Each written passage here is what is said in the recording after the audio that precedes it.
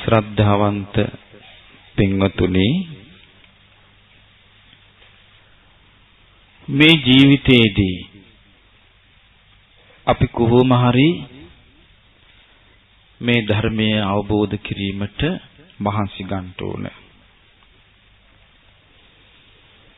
මෙච්චර හොඳ අවස්ථාවක් අපේ ජීවිතේට ආය ලැබෙයිද කියලා කවුද දන්නේ?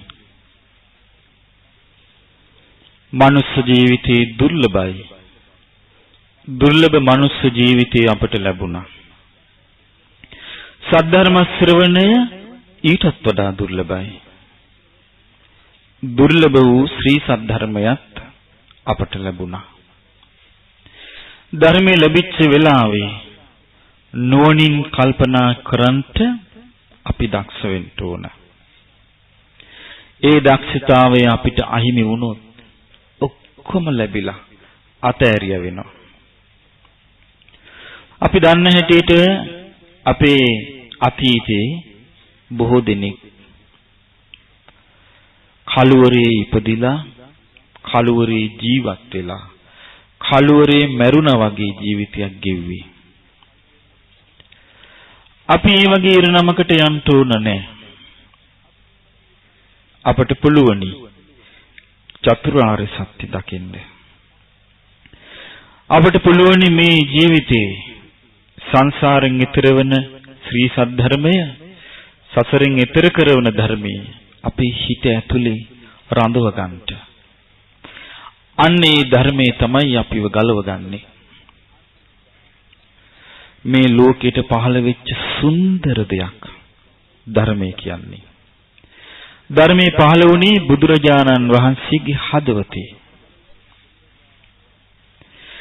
ඒ ධර්මයේ අපේ හදවත් වලින් ස්පර්ශ කළොත් අපිත් අමරණීය වෙනවා.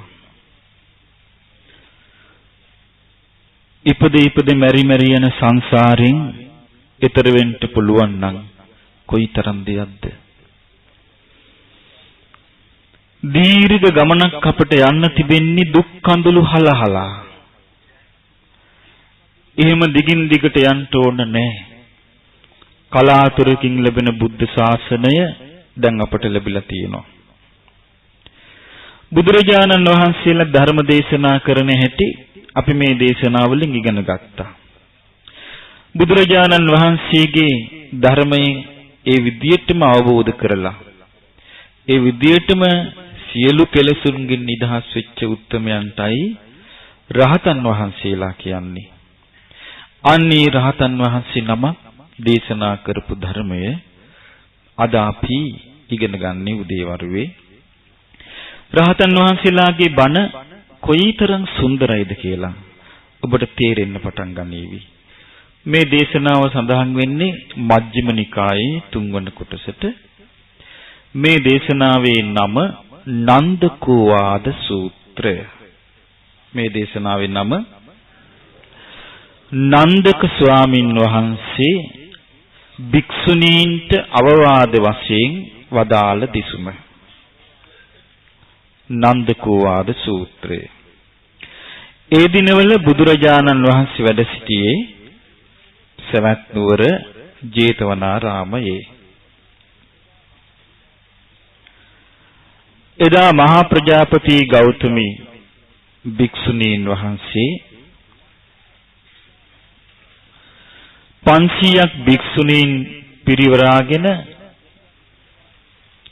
බුදුරජාණන් වහන්සේව බැහැ දකින්ට ජේතවනාරාමයට පැමිණියා. බුදුරජාණන් වහන්සේට වන්දනා කළා. පැත්තකින් වාඩි වුණා. වැඳගෙන මෙහෙම කිව්වා. ස්වාමීනි භාග්‍යවතුන් වහන්සේ භික්ෂුණීන්ට අවවාද කරනසේක්වා. ස්වාමීනි භාග්‍යවතුන් වහන්සේ භික්ෂුණීන්ට අනුශාසනා කරනසේක්වා. ස්වාමීනි භාග්‍යවතුන් වහන්සේ භික්ෂුණීන්ට ධර්ම කතාව කියා දෙනසේක්වා කියලා. ඒ වෙලාවේ බුදුරජාණන් වහන්සේ ආනන්ද ස්වාමින් වහන්සේගෙන් ඇහුවා, පින්වත් ආනන්ද, මේ දවස්වල කාගේ වාරයේද තිබෙන්නේ භික්ෂුණීන්ට බණ කියන්නට. ඒ කියන්නේ එක එක ස්වාමින් වහන්සේලා වාරින් වාරේ භික්ෂුණීන්ට බණ කියනවා. ඉතින් ආනන්ද හාමුදුරුවෝ කියා හිටියා භාග්‍යවත් බුදුරජාණන් වහන්සේ අද තිබෙන්නේ නන්දක ස්වාමින් වහන්සේගේ වාරයයි. කාගේද? නන්දක ස්වාමින් වහන්සේගේ වාරයයි. නමුත් භාග්‍යවත් බුදුරජාණන් වහන්සේ නන්දක ස්වාමින් වහන්සේ භික්ෂුණීන්ට බණ කියන්නට කැමති නැහැ. මේ නන්දක ස්වාමින් වහන්සේ රහතන් වහන්සේ නමක්. මේ භික්ෂුණීන්ට ධර්ම දේශනා කරන්නට පසුබට වුණාට මුන්වහන්සේ රහතන් වහන්සේ නමක්. බුදුරජාණන් වහන්සේ වදාළා එහෙනම් එන්න කියන්න නන්දකට. නන්දක ස්වාමින් වහන්සේ වැඩලා බුදුරජාණන් වහන්සේට වන්දනා කළා. හිටියම බුදුරජාණන් වහන්සේ වදාලා පින්වත් නන්දක ඔබ භික්ෂුණීන්ට අවවාද කරන්න. පින්වත් නන්දක ඔබ භික්ෂුණීන්ට අනුශාසනා කරන්න. පින්වත් බ්‍රහ්මණය භික්ෂුණීන්ට ධර්ම කතාව කියා දෙන්න කියලා. මොකද හේතුව නන්දක ස්වාමින් වහන්සේ මේ බුද්ධ ශාසනයේ අගතනතුරු ලැබුවා. භික්ෂුණීන්ට මිහිරි ලෙස ධර්ම දේශනා කිරීමේ අග්‍රයි කියලා නන්දක ස්වාමින් වහන්සේ තමයි අගතනතුරු ලැබුවේ. බලන්න හරි පුදුමයි. අගතනතුරුලාභී ස්වාමින් වහන්සේ භික්ෂුණීන්ට ධර්ම දේශනා කරන්න අකමැති වුණා. බලන්න ඒකෙදි බුදුරජාණන් වහන්සේ මෙහෙයුවා. ඒක ඊට පස්සේ තමයි අගතනතුරු ලැබුණේ.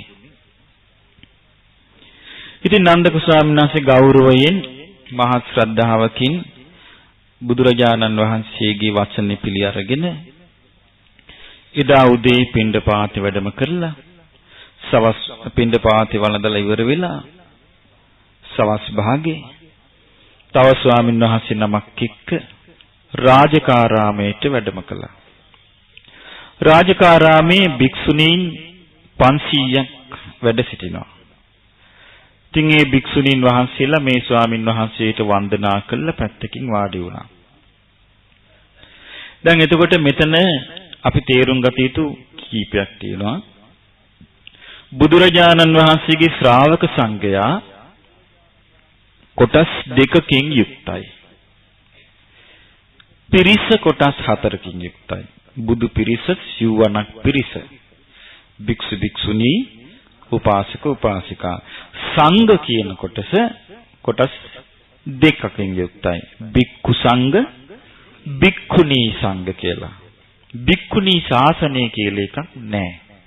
හොඳට මතක තියාගන්න. ඒක භික්ඛුණී ශාසනය කියන එක මේ මෑත භාගි හදාගත්තු වචනයක්. ශාසනය කියලා තියෙන්නේ එකයි. ඒ තමයි බුද්ධ ශාසනය. බුදුරජාණන් වහන්සේගේ ශාසනය තුල ශ්‍රාවක සංඝයා කොටස් දෙකයි. භික්ෂු සංඝයා, භික්ෂුණී සංඝයා. දැන් මේ භික්ෂුණී සංඝයාට තමයි මේ බණ කියන්ට නන්දක මහරහතන් වහන්සේ වැඩම කළේ. මේ ධර්ම දේශනාවල විශේෂත්වයක් තියෙනවා. දැන් බලමු අපි රහතන් වහන්සේ නමක් බණ කියන හැටි. දැන් අපි අහලා තියෙනවා ලංකාවට වැඩම කළ රහතන් වහන්සේ, පළමු රහතන් වහන්සේ කවුද?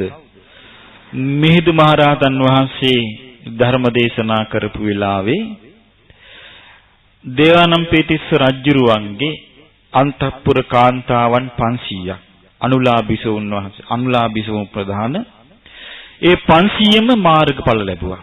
ධර්ම දේශනා කරලා අවසන් වුණාට පස්සේ. එහෙමනම් මාර්ගඵල ලැබනවා, සෝවාන් වෙනවා කියලා කියන්නේ මොකද්ද? ඔව්, ධර්මය අවබෝධ කරනවා, ආර්ය අෂ්ටාංගික මාර්ගයට පැමිණෙනවා. ආර්ය අෂ්ටාංගික මාර්ගය කියන්නේ චතුරාර්ය සත්‍යයේ 4වෙනි ආර්ය සත්‍යය. එතකොට මේ ආර්ය සත්‍යයට පැමිණෙන්නට නම් ඒ ධර්මයේ තුල තිබ්බ යුතුයි චතුරාර්ය සත්‍යය. ඒ චතුරාර්ය සත්‍ය ධර්මයේ ඒ දේශනා කරපු බණේ තිබිච්ච නිසායි ශ්‍රවණය කළ අවසන් වෙනකොට ඒ අය ධර්මාවබෝධ කළේ. එහෙමනම් අපිට පේනවා අද දවසේදීත් බුදුරජාණන් වහන්සේගේ ධර්මයේ නාමයෙන් ධර්ම දේශනා කරනවා නම් යම් ගිහි කෙනෙක් හෝ වේවා, යම් පැවිදි ස්වාමින් වහන්සේ නමක් හෝ වේවා, යම් සිල් මාතාවක් හෝ වේවා, එතන තිබෙන්න ඕනේ චතුරාර්ය සත්‍යයයි. ඒ ධර්මයේ ශ්‍රවණය කළ අවසන් වෙනකොට ඒ කෙනාගේ හදවත තුල සනිටුවම් වෙන්න ඕන මම චතුරාර්ය සත්‍ය ධර්මය අවබෝධ කරන කෙනෙක් වෙනවා කියලා. අන්න පණිවිඩේ ගියා. එහෙම නැතුව කොච්චර බණ කිව්වත් චතුරාර්ය සත්‍ය ධර්මය අවබෝධ කරගන්න ඕන මේ සංසාරේ භයානකයි, මට නම් බෑ පුතත්ජන කෙනෙක් වගේ මේ සංසාරේ ඇවිදින්න කියලා හිතුනේ නැත්තම් එතන බුදුබණ කියවිලා නැහැ. ඒ නිසා ධර්මය තමන් අසන බණ තේරුම් ගන්නට හොඳ මිම්මක්. මොකද්ද? ධර්ම දේශනා කළ අවසන් වෙනකොට අපිට හිතෙන්න ඕනේ මේ සංසාරේ භයානකයි. මේ සංසාරේ යන ගමන මෙහෙම යන්න හොඳ නෑ. මං කොහොම හරි චතුරාර්ය සත්‍ය ධර්මය අවබෝධ කරන්න ඕන කියලා. අන්න එතන බුදුබණ ඇහෙනවා. ඉතින් මෙතන බලමු ඒ නන්දක රහතන් වහන්සේ බණ කියපු හැටි. ඉතින් උන්වහන්සේ භික්ෂුණීන්ට කියනවා, පින්වත් නැගණිවරුනි, අද බණ කියන්නේ සාකච්ඡාවෙන්. හැබැයි දන්නවා නම් දන්නවා කියන්න ඕන. දන්නේ නැත්තම් දන්නේ නැහැ කියන්න ඕන. ආපු බණේ යමක් ගැන තේරිලා නැතුව සැකයක් විමතියක් ඇති වුණා නම් මගින් මහන්න ඕන. වෙන වෙන තැන්වලකින් කුටු කුටු ගන්න බෑ කියන එකේ කියන්නේ. තමන්ගේ මත කියන්නේ නැතුව මගෙන් මහන්න ඕනේ, ස්වාමීනි මේකේ අර්ථය මොකක්ද කියලා. මොන බලන්න ධර්ම දේශනා කරන්න ඉස්සර වෙලා අනුශාසනාව. මොකක්ද අනුශාසනාවේදී උන්වහන්සේ වදාළේ? මේක සාකච්ඡාවෙන් කිරීම බණක්. දන්නවා නම් දන්නවා කියන්න ඕන. දන්නේ නැත්නම් දන්නේ කියන්න ඕන. යමක් ගැන සැකයක් විමතියක් ඇති වුණොත් මගෙන් අහන්න ඕන මේකේ අර්ථය මොකක්ද කියලා. අන්න අපිටත් හොඳ පාඩමක් ඒක නේ. අපි ධර්මය අහලා සැක හිතුණා නම් මොකද කරන්නේ? අපි බැන්න යනවා. ඔව් සැක හිතුණා නම් එක්ක කියෝ කියන ඕක කොහොම වෙන්න පුළුවන්ද? ඕක මෙහෙමනේ. එතකොට එතන ධර්මය අවබෝධ කරන අවස්ථාවල් එතකොට අපි මොකද කරන්නේ? අහිමි කරගන්නවා. දැන් බලන්න මේ රහතන් වහන්සේ කොච්චර ලස්සන අනුශාසනාවක්ද කළේ. අදටත් අපිට ප්‍රයෝජනෙ ගන්න පුළුවන්. ඊට පස්සේ භික්ෂුණීන්ට ඒ අනුශාසනාව අහලා ගොඩාක් සන්තෝෂ වුණා. ප්‍රීතියටපත් වුණා. ඒ භික්ෂුණීන් වහන්සේලා කියනවා, අනේ පින්වත් ආර්ය වූ නන්දක ස්වාමින් වහන්සේ, අපි මේ ඇසූ පමණින්ම ප්‍රීතිමත් වුණා.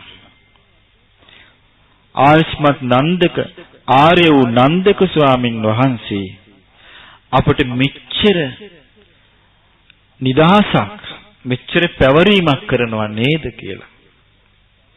ඊට පස්සේ ඔන්න දැන් ධර්ම දේශනාව පටන් ගන්න. ඔන්න බණ අහනවා මෙහෙම. පින්වත් නැගණිවරුනි, මේ ඇස නිට්ටයද අනිත්‍යද කියලා. ඉතින් ඒ භික්ෂුණීන් පිළිතුරු දුන්න, ස්වාමීනි මේ ඇස අනිත්‍යයි. ඊට පස්සේ අහනවා, එහෙනම් කියන්නේ යමක් අනිත්‍ය නම් ඒක දුකක්ද සැපක්ද? ඉතින් කියනවා, ස්වාමීනි යමක් අනිත්‍ය නම් ඒක දුකයි. ඊට පස්සේ නන්දක ස්වාමීන් වහන්සේ යමක් අනිත්‍ය නම් දුක නම් වෙනස් වෙන ස්වභාවයට නම් අයිති. එය මම මාගේ ආත්මය කියලා සැලකුවොත් ඒක හරිද? කියන ස්වාමීනි ඒක වැරදි. ඊළඟට අහනවා එහෙනම් කියන්න බලන්න නැගණිවරුනි මේ කන නිට්ටයද අනිත්‍යද කියලා ඇහුවා. ස්වාමීනි මේ කනත් අනිත්‍යයි. යමක් අනිත්‍ය නම් ඒක සැපයිද දුකයිද කියලා ඇහුවා. යමක් අනිත්‍ය නම් ස්වාමීනි ඒක දුකයි. යමක් අනිත්‍ය නම් දුක නම් වෙනස් වෙන ස්වභාවයට නම් ආйти. ඒ අනිත්‍ය වූ දුක් වූ වෙනස් වෙන ස්වභාවයට ආйти දේ මම කියලා හිතන එක, මගේ කියලා හිතන එක, මගේ ආත්මය කියලා හිතන එක හරිද කියලා ඇහුවා. වැරදි කිව්වා. ඊට පස්සේ එහෙනම් කියන්න බලන්න මේ නාසය නිට්ටයද අනිත්‍යද කියලා ඇහුවා. ස්වාමීනි නාසයත් අනිත්‍යයි. යමක් අනිත්‍ය නම් ඒක සපයිද දුකයිද කියලා ඇහුවා. ස්වාමීනි යමක් අනිත්‍ය නම් ඒක දුකයි. යමක් අනිත්‍ය නම් දුක නම් වෙනස් වෙන ස්වභාවයට නම් ඒදී ආйти. ඒ බඳු දෙයක් මම කියලා හිතන එක, මගේ කියලා හිතන එක, මගේ ආත්මය කියලා හිතන එක හරිද කියලා ඇහුවා. ස්වාමීනි ඒක වැරදි කිව්වා. එහෙනම් කියන්නේ මේ දිව නිට්ටයද අනිත්‍යද කියලා ඇහුවා. ස්වාමීනි දිවත් අනිත්‍යයි. යමක් අනිත්‍ය නම් ඒක සැපයිද දුකයිද කියලා ඇහුවා. ස්වාමීනි ඒක දුකයි. යමක් අනිත්‍ය නම් දුක නම් වෙනස් වෙන ස්වභාවයට නම් ආйти. ඒ බඳු දෙයක් මම කියලා හිතන එක, මගේ කියලා හිතන එක, මගේ ආත්මය කියලා හිතන එක හරිද කියලා ඇහුවා. ඒක වැරදි කිව්වා. මේ ශරීරය නිට්ටයද අනිත්‍යද කියලා ඇහුවා. ස්වාමීනි මේ ශරීරය අනිත්‍යයි කිව්වා. යමක් අනිත්‍ය නම් ඒක සැපයිද දුකයිද කියලා ඇහුවා. යමක් අනිත්‍ය නම් ඒක දුකයි. යමක් අනිත්‍ය නම් දුක නම් වෙනස් වෙන ස්වභාවයට නම් ආйти. ඒ බඳු දෙයක් මම මාගේ ආත්මය කියලා සැලකුවොත් හරිද කියලා ඇහුවා. වැරදි කිව්වා. ඊළඟට අහනවා එහෙනම් කියන්න නැගණිවරුනි මේ මනස නිට්ටයද අනිත්‍යද කියලා ඇහුවා. ස්වාමීනි මනසත් අනිත්‍යයි. ඊළඟට ඇහුවා යමක් අනිත්‍ය නම් ඒක සැපක්ද දුකක්ද කියලා. එතකොට ඒ භික්ෂුණීන් පිළිතුරු දුන්නා ස්වාමීනි යමක් අනිත්‍ය නම් ඒක දුකයි. ඊළඟට ඇහුවා එහෙනම් කියන්නේ යමක් අනිත්‍ය නම් දුක නම් වෙනස් වෙන ස්වභාවයට නම් ආйти. ඒ බඳු එකක් මගේ ආත්මය කියලා සැලකුවොත් හරිද කියලා ඇහුවා. වැරදි කිව්වා. නන්දක ස්වාමීන් වහන්සේ අහනවා කොහොමද දන්නේ? ඒක කොහොමද කියන්නේ ඔබ කියලා ඇහුවා. එතකොට කියනවා ස්වාමීනි අපි ප්‍රඥාවෙන් විමසගෙන යද්දී මේ ඇස කන නාසය දිවකය මනස ගැන මොකක් ගැනද? ඇස කන නාසය දිවකය මනස ගැන අපට යථාභූත ඥානය ඇති වුණා. මේ ආධ්‍යාත්මික ආයතන 6ම අනිත්‍යයි කියලා. අන්න බලන්න. දැන් එහෙමනම් අපිට විමසන්න තියෙන්නේ තමන්ගේ මොකක් ගැනද? ඇස ගැන, කන ගැන, නාසය ගැන, දිව ගැන, කය ගැන, මනස ගැන. මේම නෝනින් විමසගෙන යද්දි පහළ වෙන ඥානෙ මොකද්ද? යථාභූත ඥානය. යථාභූත ඥානය ඇති වුණාම මොකද්ද ඇති වෙන අවබෝධය? මේ ආයතන 6ම අනිත්‍යයි කියලා. එහෙමනම් මතක තියාගන්න. ඉස්සෙල්ලාම අවබෝධ වෙන්නේ අනිත්‍යය. ඊට පස්සේ තමයි අවබෝධ වෙන්නේ අනිත්‍ය නිසා දුකයි කියලා. ඊට පස්සේ අවබෝධ වෙන්නේ අනිත්‍ය නිසා දුක නිසා වෙනස් වෙන ස්වභාවයට අයිති නිසා මම කියලා අරගෙන වැඩක් නැහැ. මගේ කියලා අරගෙන වැඩක් නැහැ. මගේ ආත්මය කියලා අරගෙන පළක් නැහැ කියලා. අන්න නෝනින් විමසීමත් එක්ක ඉන්නේ. එතකොට නන්දක ස්වාමීන් වහන්සේ බලන්න කොච්චර ලස්සනද ඒක අනුමෝදන් වෙනවද කියලා සාදු සාදු බකිනියෝ කියනවා.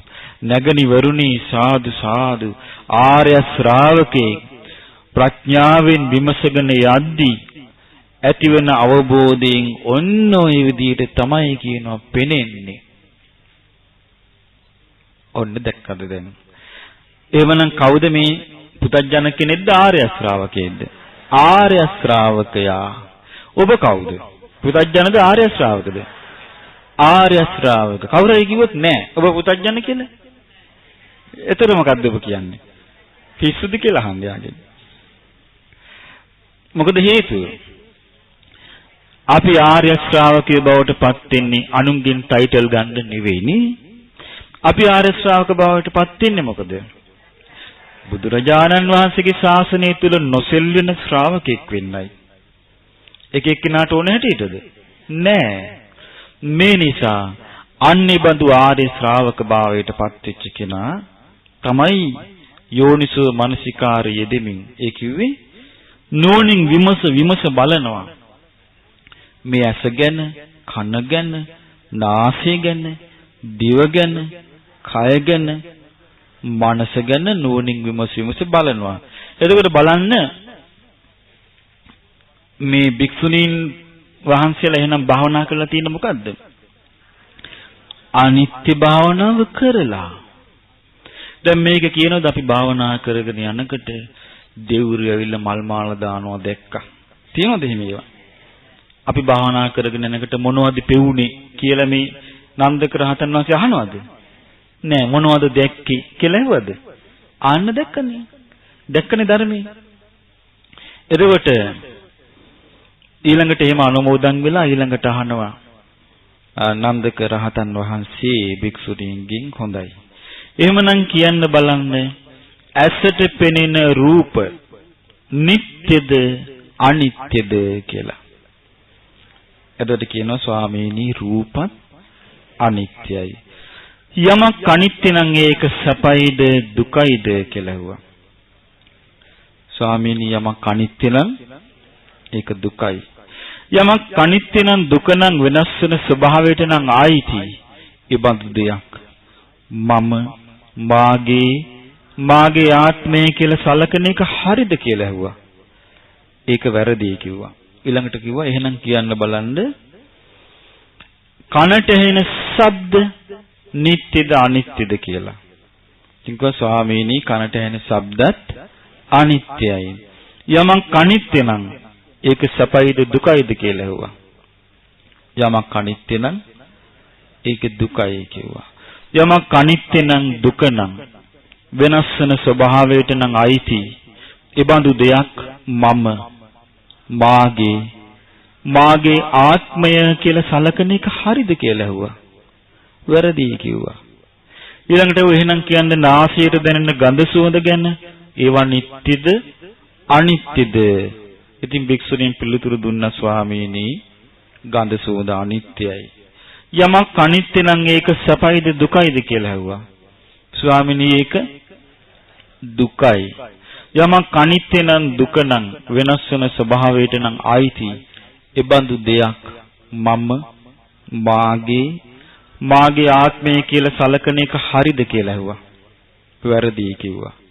ඊළඟට ඇහුවා දිහා කියන්න දිවට දැනෙන රසය එහෙනම් නිට්ටයද අනිත්‍යද? ඉතින් කිව්වා ස්වාමීනි රසයත් අනිත්‍යයි. යමක් අනිත්‍ය නම් ඒක සැපයිද දුකයිද කියලා ඇහුවා. ස්වාමීනි ඒක දුකයි. යමක් අනිත්‍ය නම් දුක නම් වෙනස් වෙන ස්වභාවයට නම් අයිති. ඒ බඳු දෙයක් මම මාගේ ආත්මය කියලා සැලකුවොත් හරිද කියලා ඇහුවා. වැරදි කිව්වා. එහෙනම් කියන්න කයට දැනෙන පහස නිට්ටයද අනිත්‍යද කියලා ඇහුවා. කයට දැනෙන පහසත් අනිත්‍යයි. යමක් අනිත්‍ය නම් ඒක සැපයිද දුකයිද කියලා ඇහුවා. යමක් අනිත්‍ය නම් ඒක දුකයි. යමක් අනිත්‍ය නම් දුක නම් වෙනස් වෙන ස්වභාවයට නම් අයිති.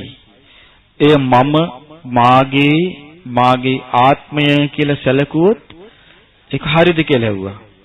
ඒක වැරදි. ඊළඟට ඇහුවා එහෙනම් කියන්න මනසට සිතෙන අරමුණු නිට්ටයද අනිත්‍යද කියලා. පිළිතුරු දුන්න භික්ෂුණීන් වහන්සේලා ඒ අරමුණු අනිත්‍යයි කියලා. ඊට පස්සේ ඔය යමක් අනිත්‍ය නම් ඒක සැපයිද දුකයිද කියලා පිළිතුරු දුන්න යමක් අනිත්‍ය නම් ඒක දුක නම් යමක් අනිත්‍ය නම් ඒක දුකයි. යමක් අනිත්‍ය නම් දුක නම් වෙනස් වෙන ස්වභාවයට ආйти නම් ඒ මම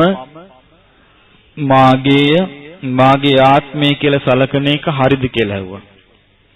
වැරදි කිව්වා. ඊට පස්සේ ඇහුවා දන්නේ කොහොමද? ඔක දැනගත්තේ කොහොමද කියලා ඇහුවා. ඉතින් කියනවා ස්වාමීනි අපි නුවණින් විමසුවා. මොනවද?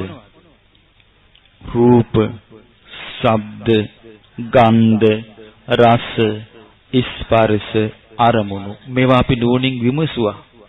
නුවණින් විමසගෙන යනකොට අපට ඇති වුණා යථාභූත ඥානය මේ බාහිර ආයතන 6 අනිත්‍යයි කියලා. දැන් එතකොට බලන්න බාහිර ආයතන 6 අනිත්‍යයි කියලා අවබෝධුනේ කොහොමද? නුවණින් විමසගෙන යද්දී. ඊට පස්සේ දැන් මෙතන කියන්නේ පිරිස් කීයකටද මේ නන්දක සවන්ස කතා කරන්නේ? 500කට. එක්කෙනෙක් එන්නේ ඉස්සලා අනිත් 499 පැත්තකින් ඉන්න. එයා පුද්ගලිකව කුටු ගාලා එයා අයින් කළා ඊළඟ එක්කෙනා එන්න. ඊළඟ එක්කෙනාට කුටු ගාලා කමටහන් දීලා එයාව අයින් කළා ඊළඟ එක්කෙනා එන්න. එහෙම සිද්ධියක් වුණාද මෙතන? බලන්න. අපේ රටේ නැද්ද එහෙම ක්‍රමයක්? එතකොට බලන්න මේ ක්‍රමයේ බුද්ධ ශාසනය නෙවෙයි කියලා අපිට හිතන්න සිද්ධ වෙනවා. එතකොට ඒ භික්ෂුණීන් වහන්සේලා 500 කියන ස්වාමීනි අපිට යථාභූත ඥානය ඇති වුණා මේ ආයතන බාහිර ආයතන 6ම අනිත්‍යයි කියලා. එතකොට නන්දක ස්වාමීන් වහන්සේ ආයත් කියනවා සාදු සාදු නැගණිවරුනි ආර්ය ශ්‍රාවකේ ප්‍රඥාවෙන් විමසගෙන යද්දී එයාට පෙනෙන්නේ විදිහට තමයි මේ බාහිර ආයතන 6ම අනිත්‍යයි කියලා. දැන් එහෙනම් අපිට එකක් පේනවා. මේ ඇස කන නාසය දිවකය මනස අනිත්‍යයි. රූප ශබ්දයෙන් ගන්ධ රස ස්පර්ශ අරමුණු අනිත්‍යයි. මේ අනිත්‍ය නම් එතන තියෙන්නේ දුක. දුක නම් එතන තියෙන්නේ අනිත්‍ය නම් එතන තියෙන්නේ වෙනස් වෙන දෙයක් නම් එතන තියෙන්නේ. එතන මම නෑ. එතන මගේ කියලා එකක් නෑ. එතන මගේ ආත්මය කියලා එකක් නෑ. අන්න ඒක අවබෝධ වෙච්ච දවසට අපි මේක අතාරිනවා. ඒක තමයි මේ කියවෙන්නේ. ඊළඟට අහනවා පින්වත් නැගණිවරුනි එහෙමනම් කියන්න බලන්න චක්කු විඥාණය නිට්ටයද අනිත්‍යද කියලා ඇහුවා. මොකද්ද චක්කු විඥාණය කියන්නේ? ඔව් ඇහෙන් රූපයක් බලන්න අපේ හිත යොමු වෙනකොට ඇහැයි රූපයයි එකතු වෙනවා. එතකොට ඇහැ තුලින් දැනීමක් ඇති වෙනවා. ඒ දැනීම මානසිකාරය මුල් කරගෙන වෙන්නේ නාම රූප ප්‍රත්‍යයෙන්. ඒ දැනීම ඇති වෙච්ච ගමන් ඒ දැනීම තුල තියෙන්නේ මොකද්ද? විඥාණය. ඒක තමයි චක්කු විඥානය. මේ චක්කු විඥානේ නිට්ටයද අනිත්‍යද කියලා ඇහුවා. ඉතින් භික්ෂුණීන් පිළිතුරු දුන්නා ස්වාමීනි ඒ අනිත්‍යයි. ඊට පස්සේ හෝ යමක් අනිත්‍ය නම් ඒක සැපයිද දුකයිද කියලා පිළිතුරු දුන්න ස්වාමීනි ඒක දුකයි. යමක් අනිත්‍ය නම් දුක නම් වෙනස් වෙන ස්වභාවයට නම් ඒක ආйти. ඒ බඳු චක්කු විඥානේ මම මාගේ ආත්මය කියලා ගන්න එක හරිද කියලා ඇහුවා. ඒක වැරදි කිව්වා. ඊළඟට ඇහුවා සෝත විඥානි. මොකද්ද සෝත විඥානි කියන්නේ? කනේ ඇති වෙන විඥානේ. ඒක ඇති වෙන්නේ කනයි ශබ්දයයි නිසා. දැන් අපි කිම අපි නිදාගෙන ඉන්නවා. ඒ වෙලාවට අපි කලින් ශබ්දය දැනගන්නවද? නෑ. කන නැතුවද? ශබ්ද නැතුවද? දැකද ඇහැරිච්ච ගමන් මානසිකාරය දෙනවා. එදිච්ච ගමන් නාම රූප ප්‍රත්‍යයෙන් විඥානේ හටගන්නේ ඇහැයි රූපයයි මුල් කරගෙන. කනයි ශබ්දයයි මුල් කරගෙන. කනෙන් ශබ්ද දැනගත්තු ගමන් එතන සෝත විඥානේ. අහන සෝත විඥානේ නිට්ටිද අනිත්‍යද කියලා. ඉතින් භික්ෂුණීන් පිළිතුරු දුන්නා අනිත්‍යයි. යමක් අනිත්‍ය නම් ඒක සැපයිද දුකයිද කියලා අහුවා. යමක් අනිත්‍ය නම් ඒක දුකයි. යමක් අනිත්‍ය නම් දුක නම් වෙනස් වෙන ස්වභාවයට නම් අයිති. ඒ මම මාගේ ආත්මය කියලා සැලකුවොත් ඒක හරිද කියලා අහුවා. ඒක වැරදි කිව්වා. ඊළඟට ඇහුවා නාසයෙන් විඥානේ ගාහන විඥානේ නිට්ටිද අනිත්‍යද කියලා ඇහුවා. කිව්වා ගාහන විඥානයත් අනිත්‍යයි. යමක් අනිත්‍ය නම් ඒක සැපයිද දුකයිද කියලා ඇහුවා. යමක් අනිත්‍ය නම් ඒක දුකයි. යමක් අනිත්‍ය නම් දුක නම් වෙනස් වෙන ස්වභාවයට නම් අයිති. ඒ බඳු එකක් මම කියලා හිතන එක, මගේ කියලා සලකන එක, මගේ ආත්මය කියලා සලකන එක හරිද කියලා ඇහුවා. ඒක වැරදි කිව්වා. ඊළඟට ඇහුවා එහෙනම් කියන්න බලන්න ජීවා විඥානේ, දිවේ විඥානය ඇතිවීම. දිවට යම්කිසි රසයක් දිවට ගෑවෙනකොට දිවෙන් දැනගන්නවා. එතන දැනීමක් ඇති වෙනවා රසය ගැන. ඒක ඇති වෙන්නේ දිව මුල් කරගෙන. ඒ නිසා ඒකට කියනවා ජීවා විඥානය කියලා. ඒක නිට්ටයද අනිත්‍යද කියලා අහුවා. ඒකත් අනිත්‍යයි. යමක් අනිත්‍ය නම් ඒක සැපයිද දුකයිද කියලා අහුවා. යමක් අනිත්‍ය නම් ඒක දුකයි. යමක් අනිත්‍ය නම් දුක නම් වෙනස් වෙන ස්වභාවයට නම් ආйти. ඒක මම මාගේ ආත්මය කියලා සැලකුවොත් ඒක හරිද කියලා ඇහුවා. ඒක වැරදි. ඊළඟට ඇහුවා කායයට දැනෙන කයේ විඥානය, කයයි පහසයි නිසා ඇති වෙන කයේ විඥානය නිට්ටයද අනිත්‍යද කියලා ඇහුවා. කයේ විඥානය අනිත්‍යයි. යමක් අනිත්‍ය නම් ඒක සැපයිද දුකයිද කියලා ඇහුවා. යමක් අනිත්‍ය නම් ඒක දුකයි කිව්වා. යමක් අනිත්‍ය නම් දුක නම් වෙනස් වෙන ස්වභාවයට නම් අයිති. ඒක මම මාගේ ආත්මය කියලා සැලකුවොත් හරිද කියලා ඇහුවා. වැරදි. ඊළඟට ඇහුවා හරි මනෝ විඥානේ. මනෝ විඥාන කියන්නේ මොකද්ද? ඔව් මනසට අරමුණක් එනවා. මනසට සිටිවිල්ලක් මොකක් හරි අරමුණක් එනකොට මේ අරමුණ දැනගන්නේ මනසින්මයි. ඒ දැනීම තමයි මනසේ ඇති වෙන විඥාණය. එතකොට ඒක ඇති වෙන්නේ මේ අභ්‍යන්තරිකව නාම රූපයන්ගේ ක්‍රියාත්මක වීම මානසිකාරේ තිබෙන නිසා. එතකොට මේ විඥාණය නිට්ටයද අනිත්‍යද කියලා ඇහුවා. මනෝ විඥාණය අනිත්‍යයි කිව්වා. යමක් අනිත්‍ය නම් ඒක සැපයිද දුකයිද කියලා ඇහුවා. යමක් අනිත්‍ය නම් ඒක දුකයි කිව්වා. යමක් අනිත්‍ය නම් දුක නම් වෙනස් වෙන ස්වභාවයට නම් ආйти. ඒක මම මාගේ ආත්මය කියලා සැලකීම හරි දෙයක්ද කියලා ඇහුවා. වැරදි කිව්වා. දැන් එතකොට බලන්න මේ භික්ෂුණීන් කරපු භාවනාව. එතකොට එනං ඇස ගැන අනිත්‍ය වශයෙන් තේරුම් ගන්න භාවනාවක් කර ඉඳලා තියෙනවා. ඊළඟට රූප ශබ්ද ගන්ධ රස ස්පර්ශ අරමුණු ආදිය අනිත්‍ය වශයෙන් අවබෝධ වෙන ආකාරයේ භාවනාවක් කර ඉඳලා තියෙනවා. විඥානයේ අනිත්‍ය වශයෙන් අවබෝධ වෙන ආකාරයේ භාවනාවක් කර ඉඳලා තියෙනවා. එහෙමනම් අන්න බලන්න එයා තමයි ධර්මයේ හිතපු එක්කෙනා. දැන් අපට අහන්න හම්බ වෙන්නේ ඊට හාත්පසින් වෙනස් වෙනවා. අපෙන් අහනවා විඥානේ යන්නේ කොහෙද? මේක මේ ඇසේ විඥානය අනිත්‍යයි කනේ විඥානය. ඒව නෙමෙයි අපෙන් අහන්නේ. අහන්නේ මරුණට පස්සේ යාගේ විඥානය කොහෙද යන්නේ? හදිසියෙම යා මරුණොත් ඩක් ගාලා එයා කොහොමද ඩික් ගාලා යන්නේ කියලා අහනවා. එතකොට ඒකේ තේරුම දැන් එයා ධර්මයේ මානසිකාරය කළාද? නෑ, නිකන් බලි හිතලා. ධර්මයේ දකින්නවා කියන්නේ ඒක නෙවෙයි. ධර්මයේ දකින්නවා කියලා කියන්නේ මෙන්න ක්‍රමේ. දැක්කද? මේ හය වැදෑරුම් විඥානය අනිත්‍යයි කියලා අවබෝධ වෙන ආකාරයට යා සිහිය පිටුවලා. හය වැදෑරුම් විඥානය අනිත්‍යයි කියලා අවබෝධ වෙන ආකාරයට යා නුවණින් මෙහෙवला මානසිකාර්ය විමසීම මෙහෙवला යා වීරිය පවත්තලා. ඉතින් අර ස්වාමින් වහන්සේ අහනවා ඔබ ඒ විඥාන ওই විදිහට දැක්කේ කොහොමද කියලා අහුවා. ඉතින් භික්ෂුණීන් පිළිතුරු දුන්න ස්වාමීනි අපි නුවණින් විමසුවා. මොකද්ද? විඥානීය ස්වභාවය අවබෝධ කරගන්න විමසුවා.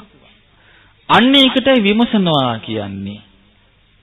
එතකොට මේ විමසන දේ තුල දුක අවබෝධ වෙන ක්‍රමයක් තියෙනවා. ඒ විමසීම තුල.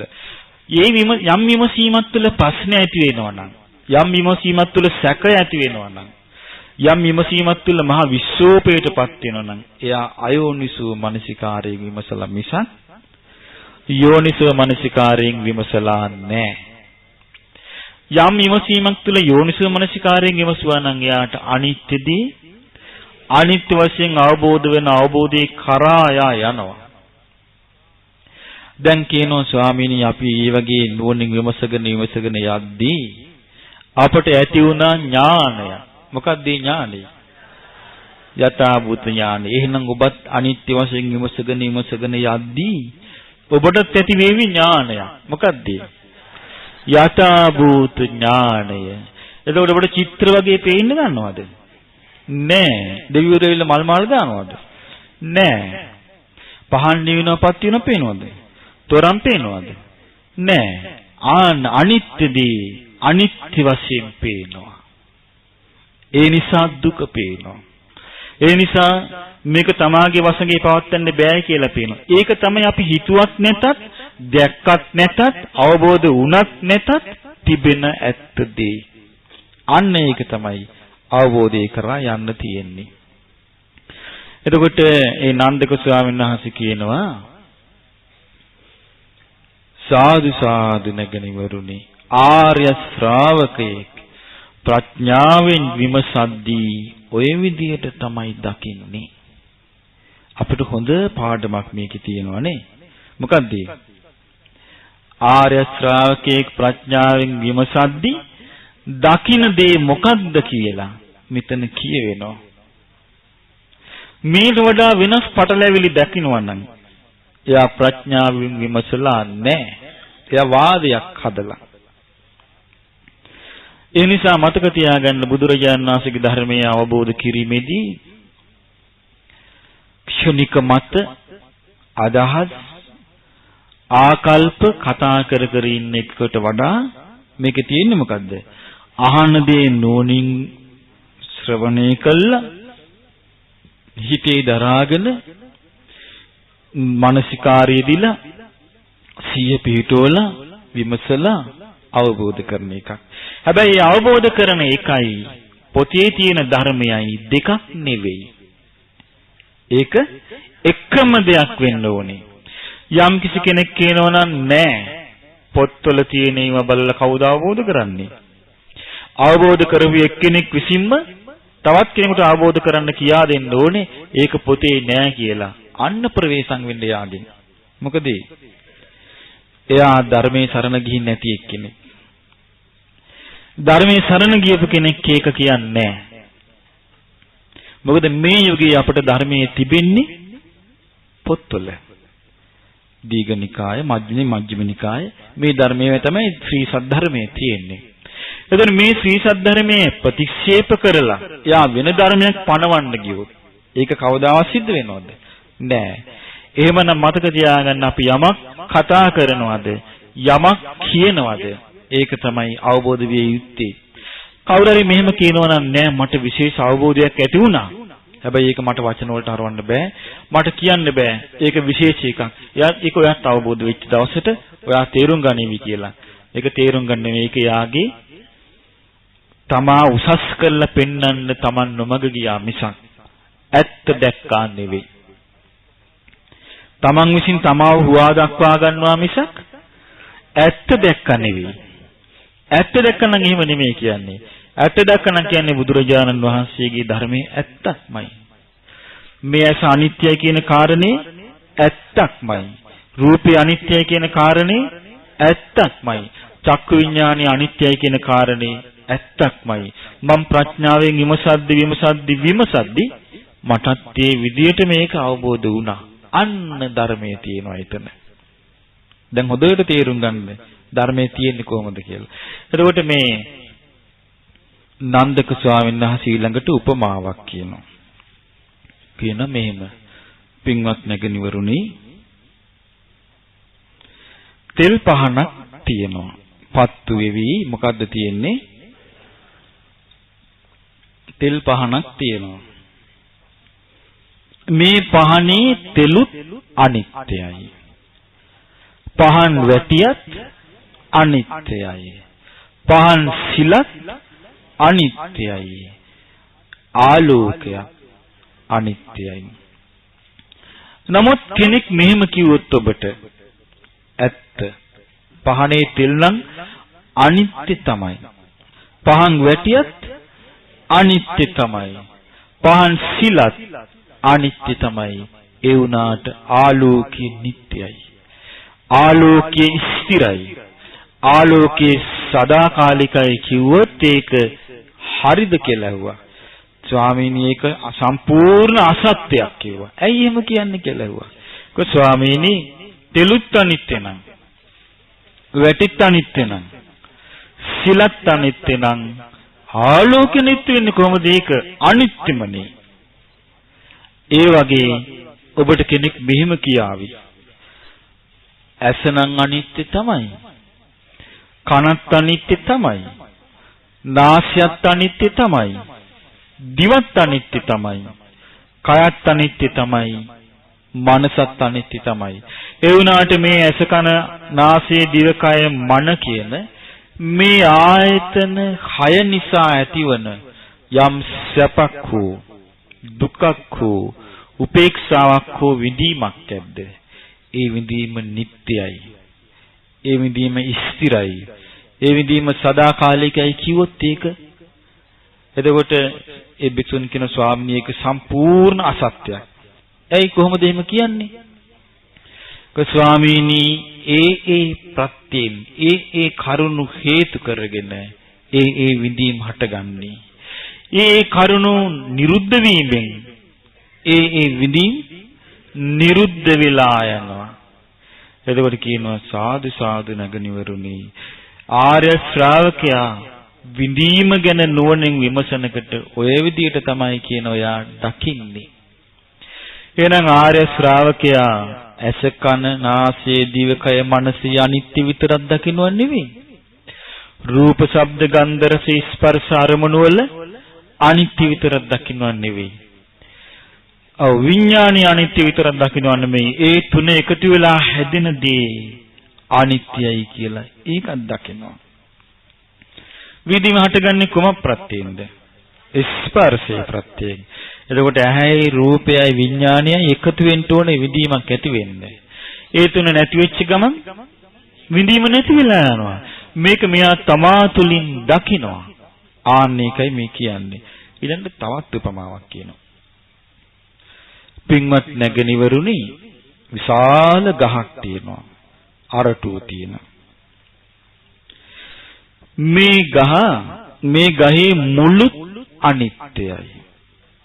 මේ ගහේ කඳත් අනිත්‍යයි. මේ ගහේ අතුයිතිත් අනිත්‍යයි. මේ ගහේ කොළත් අනිත්‍යයි. ඒ ගහ නිසා පෙනෙන සෙවණැල්ලත් අනිත්‍යයි. කෙනෙක් මෙහෙම කියන්න පුළුවන් ඔයා කියන ආකාරයට ගහේ මුල් නම් අනිත්‍ය තමයි. ගහේ කඳත් අනිත්‍ය තමයි. අතුයිතිත් අනිත්‍ය තමයි. ගහේ කොළත් අනිත්‍ය තමයි. ඒ වුණාට ගහේ යම් සෙවණැල්ලක් ඇද්ද? ඒක නිට්ටයයි. ඒක ස්ථිරයි. ඒක සදාකාලිකයි කිව්වොත් ඇත්තද කියලා ඇහුවා. ස්වාමිනී ඒක සම්පූර්ණයෙන්ම අසත්‍යයක්. ඒක බේගලයක්. ඊට පස්සේ අහනවා ඒ මොකද? එතකොට මේ භික්ෂුණීන් කියනවා ස්වාමීනි මුළුත් අනිත්‍ය වෙච්ච එකේ කඳත් අනිත්‍ය වෙච්ච එකේ ආතුයිතිත් අනිත්‍ය වෙච්ච එකේ කොළත් අනිත්‍ය වෙච්ච එකේ අනිත්‍ය දේවල් තුලම සකස් වෙච්ච සෙවණැල්ල අනිත්‍යමයි. එතකොට කියන නැගණිවරුනි එහෙනම් කෙනෙක් මෙහෙම කිව්වොත් බාහිර රූපය අනිත්‍ය තමයි. ශබ්දයත් අනිත්‍ය තමයි.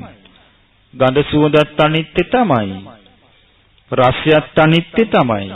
පහසත් අනිත්‍ය තමයි. සිතට සිතෙන අරමුණුත් අනිත්‍ය තමයි. ඒ වුණාට මේ බාහිර ආයතන 6 මුල් කරගෙන ඇතිවන්නා වූ සැපක් හෝ දුකක් හෝ යම් විදීමක් ඇත්නම් ඒක නිට්ටයයි. ඒක ස්ථිරයි. ඒක සදාකාලිකයි කිව්වොත් ඒක ඇත්තක්ද කියලා ඇහුවා. ස්වාමිනී ඒක ආමු බොරුවක් කිව්වා. ඒ කොහොමද කියලා ඇහුවා. ස්වාමිනී යම් යම් කාරණා නිසා යම් යම් හේතු නිසා හටගන්නා වූ යම් විදීමක් ඇද්ද ඒ හේතු නැතිවීමෙන් ඒ විදීම නැති වෙලා යනවා. එතකොට ඒ ස්වාමීන් වහන්සේ කියනවා සාදු සාදු නැගණිවරුනි ආර්ය ශ්‍රාවකෙක් යථාභූත ඥානය ඇති වෙන විදිහට නෝනින් විමසද්දි ওই විදිහට තමයි කව දකින්නේ. එහෙමනම් එයා ආධ්‍යාත්මික ආයතන 6 අනිත්‍ය වශයෙන් දකිද්දිත් අනිත්‍ය ස්පර්ශයෙන් හට ගන්නා වේදනාව අනිත්‍ය කියලා අවබෝධ කරනවා. බාහිර ආයතන අනිත්‍ය වශයෙන් දකිද්දිත් අනිත්‍ය ස්පර්ශයෙන් හට ගන්නා විදීම අනිත්‍යයි කියලා අවබෝධ කරනවා. එහෙනම් යම්කිසි කෙනෙක් අසයි රූපයයි විඥානයයි අනිත්‍යයි කියලා අවබෝධ කළොත් යා විදීමත් අනිත්‍යයි කියලා අවබෝධ කරනවා. එයා ඒ අනිත්‍ය දේවල් තුල හටගන්න සියල්ල අනිත්‍යයි කියලා එයා අවබෝධ කරනවා. ඊළඟට තව උපමාවක් කියනවා. පින්වත් නැගණිවරුනි හරක් මරන මිනිහෙක් ඉන්නවා. මෙයා ගව දෙනක් මරනවා. ගව දෙනක් මරලා තියුණු ආයුධයක් අරගෙන මේ ගව දෙනගේ යටි මස බේරලා, යටි මස කියන්නේ හැමට යටින් තියෙන මස. යටි මසත් බේරලා, හැමත් බේරලා බඩ ඇතුළට පිහිය දානවා. දාලා මොකද කරන්නේ? මේ මරපු ගව දෙනගේ බන්ධන ටික, බොකු බඩවැල් ටික ඔක්කොම කීතු කපලා දාලා ආයමත් අර හැම තිබ්බ විදියට වහලා තියෙනවා. පිටින් පේන කෙනෙක් මේක බලලා කියනවා මේ මැරිච්ච ගව දෙන හැමින් සම්පූර්ණයෙන් යට ඇතුළත් එක්ක එකතු වෙලා ඉන්නේ කියලා. ඒක හරිද කියලා ඇහුවා. හරිද ඒක? ඒක වැරදි. මොකද පිටින් හැම පෙනුනට පිටින් යටි මාස තිබුණට තුවාල වෙලා නෑ වගේ ඇතුළ ඔක්කොම කෑලි කපලා තියෙන්නේ. ඉතින් දැන් මේ උපමාව කියන්නේ කවුද? රහතන් වහන්සේ නමක්. අපි කිව්වනම් ඉවරයි මේ රටේ නේද? හප්පා මොකද්ද කියලා මේ ස්වාමීන් වහන්සේ කියපු උපමාව. අපි උඹල කඩවත් වළඳ දන්නේ නැහැ. කන්නේ නැහැ කියයි. මේ භයානක උපමා කියනවා කියයි. දැන් බලන්න මේ රහතන් වහන්සේ නමක් මේ උපමාව කියන්නේ. ඊට කියනවා පින්වත් නැගණිවරුනි අපි මේ උපමාව කළේ කාරණයක් පැහැදිලි කරන්න. ඒ තමයි ඇතුළු මාස කියලා කිව්වේ ඇස, කන, නාසය, දිව, කය, මනස. පිටිහම කියලා කිව්වේ රූප, ශබ්ද, ගන්ධ, රස, ස්පර්ශ, අරමුණු. අභ්‍යන්තරික බන්ධන කියලා බඩවැල් කියලා කිව්වේ නන්දි රාගය. මොකද්ද? නන්දි රාගය. එතකොට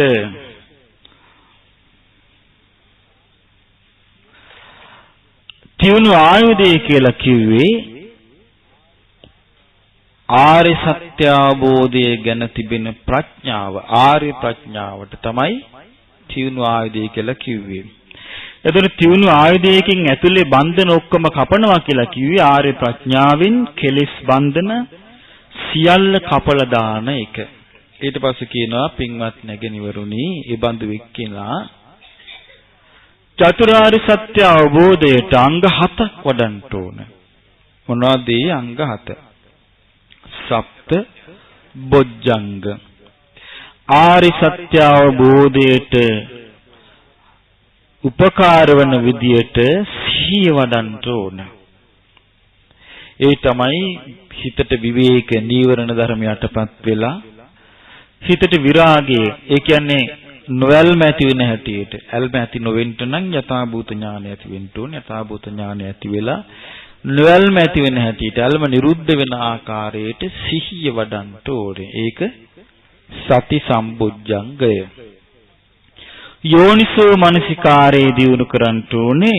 අනිත්‍ය දේ අනිත්‍ය වශයෙන්, දුක් දේ දුක් වශයෙන්, අනාත්ම දේ අනාත්ම වශයෙන් අවබෝධ වන ආකාරයට යෝනිසෝ මනසිකාරය යොදන්න ඕනේ. චතුරාර්ය සත්‍ය ඉලක්ක කරගෙන. ඒක ධම්මවිචේ සම්බොජ්ජංගය. ඊළඟට වීරිය වඩන්න ඕන. ආරි සත්‍ය අවබෝධය ඉලක්ක කරගෙන තමන්ගේ හිතේ නීවරණ යටපත් වෙලා හිත විවේකයටපත් වෙලා යථාභූත ඥානය ඇති වෙලා කලකිරීමක් ඇති වෙලා නොවැළී ඇල්ම නිරුද්ධ වෙන ආකාරයට වීරිය පවත්වන්න ඕනේ. ඒක විරිය සම්බොජ්ජංගය. එතකොට හිතේ ඇති වෙන සමාධිය නිසා ඇති වෙන ප්‍රීතිය තියෙනවා. එයා ප්‍රීතිය තුලත් දකින්නේ මොකද්ද? අනිත්‍ය, දුක, අනාත්ම දේ. අන්නේ විදිහට ප්‍රීතිය තුලත් ආර්ය සත්‍ය අවබෝධ වෙන ආකාරයට ප්‍රීතිය වඩන්න ඕනේ. ඒක ප්‍රීති සම්බොජ්ජංගේ. එතකොට එයාගේ කයස් සැහැල්ලු වෙනවා, හිතත් සැහැල්ලු වෙනවා. එතකොට එයා චතුරාර්ය සත්‍ය අවබෝධයට උවමනා කරන ආකාරයට එයා සැහැල්ලුවට වසඟ වෙන්නේ නැතුව, සැහැල්ලුවට මුලා වෙන්නේ නැතුව, ඒ සැහැල්ලු බව තුලත් එයා දුක දකිනවා, දුක්ඛ සමුදය දකිනවා, දුක්ඛ නිරෝධය දකිනවා. දුක්ඛ නිරෝධ ගාමිනී පටිපදාව ආරි සත්‍ය දකින හැටියට සැහැල්ලු බවක් දියුණු කරනවා. එතකොට ඒක පස්සද්ධි සම්පොජ්ජංගය. එයා චිත්ත ඒකාග්‍රතාවයේ දියුණු කරනවා චතුරාර්ය සත්‍ය අවබෝධයට යොමු වෙලා. ඒක සමාධි සම්පොජ්ජංගේ. සමාධිය තුලත් එයා ඒ විදිහට වඩනකොට උපේක්ෂාවටපත් වෙනවා. උපේක්ෂාවට එයා අහු වෙන්නේත් නැහැ. උපේක්ෂාවත් එයා වඩනවා චතුරාර්ය සත්‍ය අවබෝධයට අංගයක් හැටියට. එතකොට එයාගේ ජීවිතය තුළ සියලු කෙලෙසුම් ප්‍රහාණය වෙලා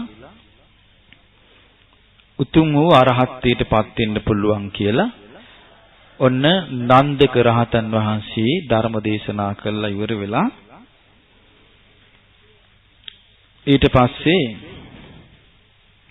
කිව්වා හරි එහෙනම් නැගෙනවරුනි යන්න කිව්වා. දැන් දේශනාව සම්පූර්ණ කළා. අහම් පැතුවේ නෑ. දැන් මේ දේශනාව හේතු කරගෙන මෙසේ නොවේවා, මෙසේ වේවා. මොකද පැතුවද? යන්න කිව්වා. දැන් හරි කිව්වා. එතකොට මේ භික්ෂුණීන් වහන්සේලා මොකද කළේ? වන්දනා කළා, පිටත් වුණා. පිටත් වෙලා බුදුරජාණන් වහන්සේව බැහැ දකින්න ගිහින් බුදුරජාණන් වහන්සේට වන්දනා කළාම බුදුරජාණන් වහන්සේ පදලා හරි එහෙනම් යන්න කිව්වා. එතකොට භික්ෂුණීන් වහන්සේලා පිටත් වුණාම බුදුරජාණන් වහන්සේ භික්ෂූන් වහන්සේලාට කියනවා, පින්වත් මහණෙනි, පොයේ දවසේ හඳෙයි පොයට කලින් දවසේ හඳෙයි වෙනසක් තියනවද කියලා. තියනවද නැද්ද? පොයේ දවසට කලින් හඳ දැක්කහම මොකද්ද හිතෙන්නේ? අද හඳ පොයට කලින් දවසේ අද සම්පූර්ණ නෑ. ඒ හඳේ අඩුව පේනවා හඳ දකින්නකට.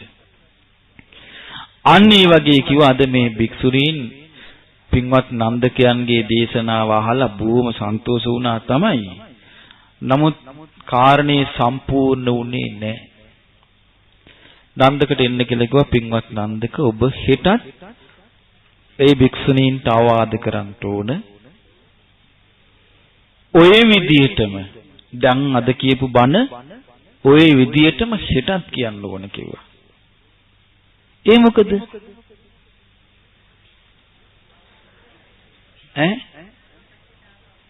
එනයි මොකද එහෙම කියන්නේ හෙටත් කියන්න කියලා ඒකම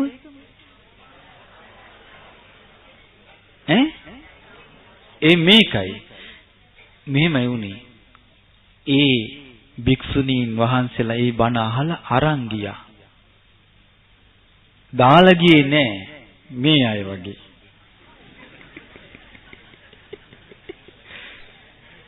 අහලා ඉවරලා ඒ බණ අරන් ගියා. අරන් ගියේ මොකටද? දැන් අහපු බණ මොකද කරන්නේ? නුවණින් විමසනවා. දැන් ගියේ වාද කරන්න නෙමෙයි අරක මෙහෙම කිව්වන්නේ කෝ ඒක එහෙමද? අරමද ඒකටද ගියේ? දැන් ගිහිල්ලා කච කච ගන්නවද? නෑ. දැන් ගිහිල්ලා නිස්සබ්දව යෝනිසෝ මනසිකාරයේ සක්මන් කරනවා නිස්සබ්දව. පැත්තකට වෙලා වාඩි වෙලා නුවණින් විමසනවා නිස්සබ්දව. උපමාගෙන සිහි කරනවා. දැන් එහෙම නුවණින් විමසලා හිතත් ඒකම අහන්න ලැබෙනකොට මොකද වෙන්නේ? කලින්ට වඩා අවබෝධ වෙනවා. දැන් අපි කියමු උදාහරණයක් වශයෙන් ඔන්න දැන් මේ ධර්ම දේශනාවම දැන් දිගටම හැමතැනම අපි කරගෙන එනවනේ. අපි කියමු ඔන්න පාළුගමදී ඒක ඇහුවා. ඊට පස්සේ ඔන්න කොළඹදී ඇහුවා. ඒක අහපු එක ඒක හිතලා හිතට ගන්න නුවණින් විමසනවා නම් අද අහනකට කලින්ටත් වඩා අවබෝධ වෙන්නේ නැද්ද? ඒක වෙන්නේ කාටද? නුවණින් විමසලා හිතලා තේරුම් ගන්න එක්කිනාටයි. ආපු බණ මේ කනින් අහලා මේ කනින් දාලා ගියොත් එයාට දන්නේ මොකද්ද කියලා. එක්කෙනෙකුගෙන් ඇහුවා මේ මහමෙවුනාවට ගියාද කියලා. ගියා කිව්වා. කොහොමද භාවනා දවස් කොහොමද කියලා ඇහුවා. මොන හොඳක්ද කියලා. ඇයි කියලා. මල් පෝච්චි විතරක් තියෙනවා කිව්වා. එතකොට යා දැක්කා මල් පෝච්චියක් තියෙනවා ලුකුවට. එවෙලින්දල යාගේ ඔළුවේ වැඩ කරන්නේ මොකද්ද? මල් පෝච්චිය. එයාට බණ මොකෝවත් ඇහෙන්නේ. එතකොට ඒ අරන් ගියේ මොකද්ද? දැන් මේක වෙන්න ඕනේ ඒක. නන්දක ස්වාමීන් වහන්සේ මොකද වුනේ? පසුවදාත් වැඩම කළා. වැඩම කළාට පස්සේ භික්ෂුණීන් වහන්සේලා පසුවදාත් අර විදිහටම වන්දනා කළා. පැත්තකින් වාඩි වුණා. දැන් භික්ෂුණීන් වහන්සේලා ඉන්නේ අර කලින් අහපු බණ අරගෙන ගිහිල්ලා ඒක හිතේ පිහිටුවාගෙන ඉදාටත් වඩා යම්කිසි අවබෝධයකින් තමයි අද ඉන්නේ. ඔබ වගේ. නේද? එතකොට අවබෝධයකින් ඉන්නේ. එතකොට දැන් ඔබ පුළුවන් ද කාටවත් රවට්ටන්න? අපි කවුරුන් එව්වොත් බැරිද රවට්ටන්න? අන්න ඒ වගේ තමයි හිටියේ. එතකොට මේ කාටවත් රවට්ටන්න බැරි විදිහට තිසරණේ මනාකොට පිහිටලා අනිත්‍යදී අනිත්‍ය වශයෙන් දකින හැටියට නුවණින් විමසන හැටියට එයා ඒ භික්ෂුණීන් වහන්සේලා වන්දනා කරා. මොන්න ආයමත් එදා වගේම ඇහුවා. කොහොමද ඇහුවේ? ඇස නෙමෙයි ඉස්සෙල්ලා ඇහුවේ වෙනින් එක. පින්වත් නැගණිවරුනි, මේ බණ කියන්නේ සාකච්ඡාවෙන්. ඊළඟට දන්නේ නැත්තම් දන්නේ කියන්න ඕන. දන්නවා නම් දන්නවා කියන්න ඕන. තේරෙන්නේ නැත්තම් සැකනම් මගෙන්ම අහන්න ඕන. ස්වාමීනි මේකේ අර්ථය මොකක්ද කියලා. එතකොට භික්ෂුණීන් වහන්සේලා ඉදා වගේම උත්තර දුන්නා. කොහොමද උත්තර දුන්නේ? කෝ අරගෙනද? ස්වාමීනි අපිට හරි සතුටුයි කිව්වා.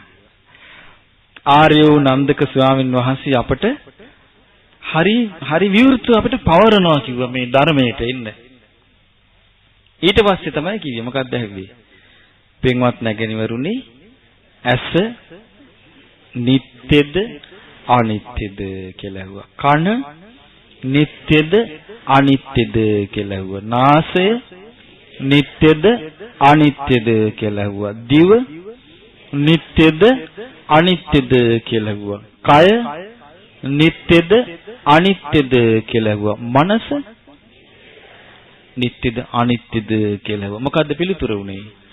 අනිත්‍යයි. ඊට පස්සේ ඇහුවා යමක් අනිත්‍ය නම් ඒක සැපක්ද දුකක්ද? ඊට පස්සේ පිළිතුර වුණා ඒක දුකයි. ඊට පස්සේ යමක් අනිත්‍ය නම් දුක නම් වෙනස් වෙන ස්වභාවයට නම් ආйти. ඒ බඳු දෙයක් මම කියලා හිතන එක, මගේ කියලා හිතන එක, මගේ ආත්මය කියලා හිතන එක හරිද කියලා ඇහුවා. වැරදි කිව්වා. ඊළඟට නෑ. තා පොඩ්ඩක් තියෙනවා. ආන්න ඒක දැනගත්තේ කොහොමද කියලා ඇහුවා. ඊට පස්සේ ස්වාමීනි අපි ප්‍රඥාවෙන් විමසද්දී අපට ඇති වුණා යථාභූත ඥානය. ඒකෙන් තමයි අපිට අවබෝධ වුණේ මේ ආධ්‍යාත්මික ආයතන 6 අනිත්‍යයි කියලා. එතකොට නන්දක ස්වාමීන් වහන්සේ මොකද කිව්වේ? සාදු සාදු නැගණිවරුනි. ආර්ය ශ්‍රාවකෙක් නෝනින් විමසද්දි පෙනෙන්නේ ওই විදිහට තමයි කිව්වා. ඊළඟට මොකක්ද ඇවිවේ? රූප නිට්ටයද අනිත්‍යද කියලා ඇහුවා. අනිත්‍යයි කිව්වා. කනට ඇහෙන ශබ්ද නිට්ටයද අනිත්‍යද කියලා ඇහුවා. අනිත්‍යයි කිව්වා. නාසයට දැනෙන ගඳ සුවඳ නිට්ටයද අනිත්‍යද කියලා ඇහුවා. අනිත්‍යයි කිව්වා. දිවට දැනෙන රස නිට්ටයද අනිත්‍යද කියලා ඇහුවා. අනිත්‍යයි කිව්වා. කයට දැනෙන පහස නිට්ටයද අනිත්‍යද කියලා ඇහුවා. අනිත්‍යයි කිව්වා. මනසට සිතෙන අරමුණු නිට්ටයද අනිත්‍යද කියලා ඇහුවා. අනිත්‍යයි කිව්වා. යමක් අනිත්‍ය නම් ඒක සපයිද දුකයිද කියලා ඇහුවා. ඒක දුකයි. යමක් අනිත්‍ය නම් දුක නම් වෙනස් වෙන ස්වභාවයට නම් ආйти. ඒ බඳු දෙයක් මම කියලා සලකන එක, මගේ කියලා සලකන එක, මගේ ආත්මය කියලා සලකන එක හරිද කියලා ඇහුවා. වැරදි. ඊට පස්සේ මොකද ඇහුවේ? දැනගත්තේ කොහොමද කියලා ඇහුවා. ඔබ අරගත්ත හරියට. හොඳයි ඒක.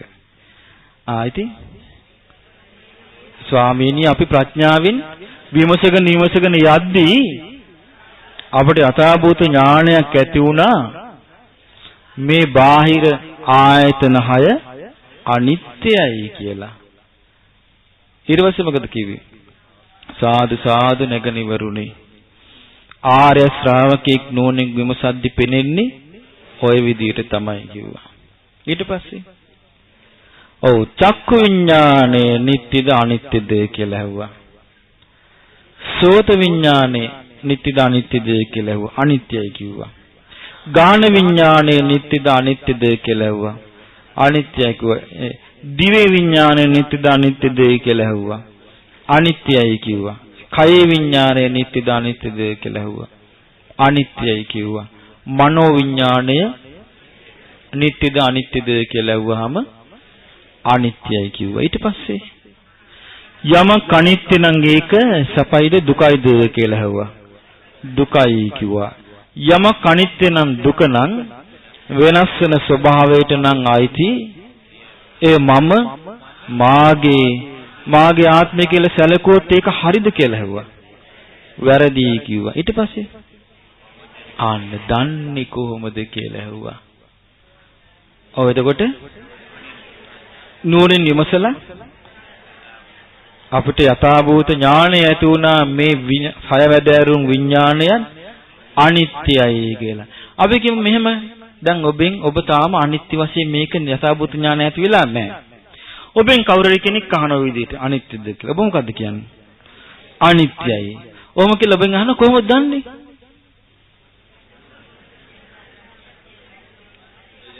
නෑ මෙහෙමයි කියන්නේ. අපිට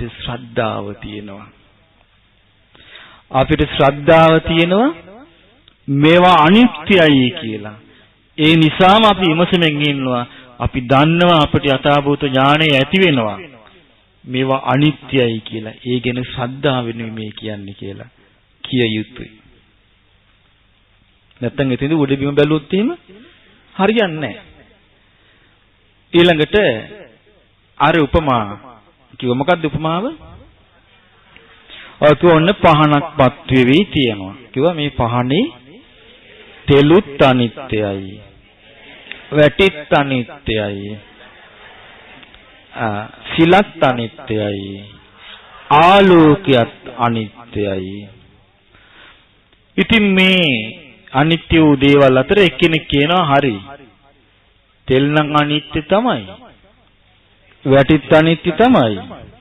සිලත් අනිත්‍ය තමයි. ඒ වුණාට ආලෝකයේ නිට්ටයයි, ස්ථිරයි, සදාකාලිකයි කියලා කිව්වොත් හරිද කියලා අහනවා. ඒක සම්පූර්ණයෙන්ම අසත්‍යයක්. ඇයි ඒක අසත්‍යයක් වෙන්නේ කියලා ඇහුවා. අනිත්‍ය වූ තෙල්, අනිත්‍ය වූ වැටි, අනිත්‍ය වූ සිලක් තිබෙද්දී ආලෝකයේ විතරක් නිට්ටි වෙන්නේ කොහොමද? ආලෝකයෙන් ආයි කතා කරන දෙයක් නෑ කිව්වා. ඒ වගේ යම් කිසි කෙනෙක් කිව්වොත් මොකද්ද? මේ ආධ්‍යාත්මික ආයතන 6 ඒ කිව්වේ ඇස කන නාසය දිවකය මනස අනිත්‍ය තමයි. නමුත් ඒ අනිත්‍ය වූ ආයතන 6 නිසා හටගන්න යම් සැපක් දුකක් උපේක්ෂාවක් විඳීමක් ඇද්ද? ඒ විඳීම නිට්ටයයි ස්ථිරයි සදාකාලිකයි කිව්වොත් ඒක ඇත්තක්ද කියලා. ඒක සම්පූර්ණයෙන්ම අසත්‍යයක්. ඒ මොකද කියලා ඇහුවා. ඒ මොකද? ඔව් අනිත්‍ය හේතු නිසා හටගන්නා යම් විදීමක් ඇද්ද? ඒ හේතු නිරුද්ධ වීමෙන් ඒ විදීම් නිරුද්ධ වෙලා යනවා. එතකොට නන්දක ස්වාමීන් වහන්සේ මොකද කිව්වේ? සාදු සාදු නැගණිවරුනි, නෝනින් විමසද්දී ආර්ය ශ්‍රාවකෙක් ওই විදිහට තමයි කිව්ව දකින්නේ. ඊළඟට ඊළඟට තව උදාහරණයක්, තව උපමාවක් කිව්වා. මොකක්ද උපමාව? ඔන්න විශාල ගහක් තියෙනවා. මේ ගහේ මුළුත් අනිත්‍යයි, කඳත් අනිත්‍යයි, අතුත් අනිත්‍යයි, කොළත් අනිත්‍යයි, හේවණල්ලත් අනිත්‍යයි. නමුත් යම් කිසි කෙනෙක් කියන්න පුළුවන් වැරදි විදියට කල්පනා කළා. කොහොමද? මුල් නම් අනිත්‍ය තමයි, කඳත් අනිත්‍ය තමයි, අතුයිතිත් අනිත්‍ය තමයි, කොළත් අනිත්‍ය තමයි. ඒ වුණාට හේවණල්ල නිට්ටයයි, ස්ථිරයි, සදාකාලිකයි කියලා කිව්වොත් එයා ඒ ඇත්ත කියන කෙනෙක්ද? නෑ, ඒක සම්පූර්ණම අසත්‍යයක්. එහෙනම් මොකක්ද ඒකේ ඇත්ත? මුළුත් අනිත්‍ය වෙච්ච එකේ, කඳත් අනිත්‍ය වෙච්ච එකේ, අතීතිත් අනිත්‍ය වෙච්ච එකේ, කොළත් අනිත්‍ය වෙච්ච එකේ හේවණල්ල විතරක් අනිත්‍ය නෙවෙයි තියෙන්නේ කොහොමද?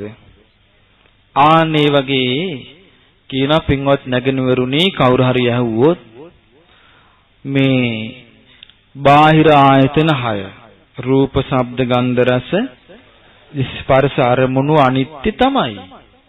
මේවා නිසා ඇතිවන්නා වූ යම් සැපක් වේවා දුකක් වේවා මධ්‍යස්ථ විඳීමක් වේවා ඒවා නිට්ටයයි ස්ථිරයි සදාකාලිකයි කිව්වොත් ඒක හරිද කියලා ඇහුවා. වැරදි. මොකද වැරදි කියලා ඇහුවා? අවක ස්වාමීනි, අනිත්‍ය වූ හේතුන් නිසා, අනිත්‍ය වූ හේතුකාරක ධර්මයන් නිසා හටගන්නා වූ විදීමක් ඇද්ද? ඒ අනිත්‍ය දේවල් නිරුද්ධ වීමෙන් ඒ විදීම් නිරුද්ධ වෙලා යනවා. එතකොට මොකද කිව්වේ? සාදු සාදු නැගණිවරුනි, ආර්ය ශ්‍රාවකයා ප්‍රඥාව නිමසද්දී ඔය විදිහට තමයි කිව්ව දකින්නේ. ඊළඟට අර ටිකක් සැර උපමාවක් කිව්වනේ. මොකද්ද? ආරක් මාරන ආනුසේ හරි වැඩක් කළා. මොකද්ද? ගව දෙනා කල්ලා මරලා තියුණු ආයුධයක් අරගෙන යටි මසත් බේරලා උඩ හමත් බේරලා ඇතුළට ආයුධය දාලා බඩවැල් බන්ධන ටික ඔක්කොම කීතු කරලා කපලා දාලා හිට ආයෙ තිබිච්ච හැටියට තියලා. එතකොට මේක ගැන නුවණින් හොයන්න බලන්න නැති එක්කෙනෙකුට පේන්නේ මොකවත් වෙලා නෑ වගේ කියනවා. මේ හැමෙන් මේ ගවය ඇතුළ ඔක්කොම සම්බන්ධ වෙලා කියලා කිව්වට කිසි සම්බන්ධයක් නෑ. අන්න ඒ උපමාව කිව්වේ අර්ථයක් මතු කරලා පෙන්නන්නයි. මොකද්ද? ඇතුළු මස කිව්වේ ඇස කන නාසය දිවකය මන. පිට හැම කියලා කිව්වේ රූප ශබ්ද ගන්ධ රස ස්පර්ශ අරමුණු. බඩ ඇතුලේ තියෙන බන්ධන බඩවැල් කියලා කිව්වේ නන්දි රාගය. තියුණු ආයුධය කියලා කිව්වේ ආර්ය ප්‍රඥාව. ඒ ආර්ය ප්‍රඥාවෙන් අභ්‍යන්තරික කෙලෙස් ඔක්කොම කපලා දාන එකට තමයි ඒ කිව්වේ. අන්න එහෙම කෙනා මොකද කරන්න ඕනේ? වඩන්න ඕන. 7ක්. බොජ්ජංග ධර්ම 7 වඩන්න ඕන. මොනවද බොජ්ජංග කිව්වේ මොකද? බෝධ්‍යංග. බෝධ්‍යංග කිව්වේ චතුරාර්ය සත්‍ය අවබෝධයට උපකාරී වන කරුණු. ඒ තමයි සතිය. සතිය කිව්වේ එතකොට දැන් සතිය කියලා කියන්නේ මොකද්ද මේ? කය ගැන, විඳීම් ගැන, හිත ගැන, ධම්ම ඒ කිව්වේ නීවරණ, පංච උපාදානස්කන්ධ, ආයතන, චතුරාර්ය සත්‍ය බොජ්ජංග, චතුරාර්ය සත්‍ය මේවා ගැන හොඳට සිහිය පිහිටුවාගෙන ඉන්නවා. සතර සතිපට්ඨානෙ සිහිය පිහිටුවනවා චතුරාර්ය සත්‍ය අවබෝධයේ උදෙසා. ආනේක සති සම්බොජ්ජංගය. ඊළඟට නෝනින් මෙනෙහි කරනවා, යෝනිසෝ මනසිකාරයේ යෙදෙනවා චතුරාර්ය සත්‍ය අවබෝධයේ පිණිස. ඒක ධම්මවිචේ සම්බොජ්ජංගය. ඊළඟට වීරිය දියුණු කරනවා චතුරාර්ය සත්‍ය අවබෝධයේ පිණිස. ඒක විරිය සම්බොජ්ජංග. ඊළඟට ප්‍රීතිය දියුණු කරනවා චතුරාර්ය සත්‍ය අවබෝධයේ පිණිස. ඒක ප්‍රීති සම්බොජ්ජංගය. කායික මානසික සැහැල්ලුව දියුණු කරනවා චතුරාර්ය සත්‍ය අවබෝධයේ පිණිස. ඒක පස්සද්ධි සම්බොජ්ජංගය. චිත්ත ඒකාග්‍රතාවය දියුණු කරනවා චතුරාර්ය සත්‍ය අවබෝධයේ පිණිස. ඒක සමාධි සම්බොජ්ජංගය.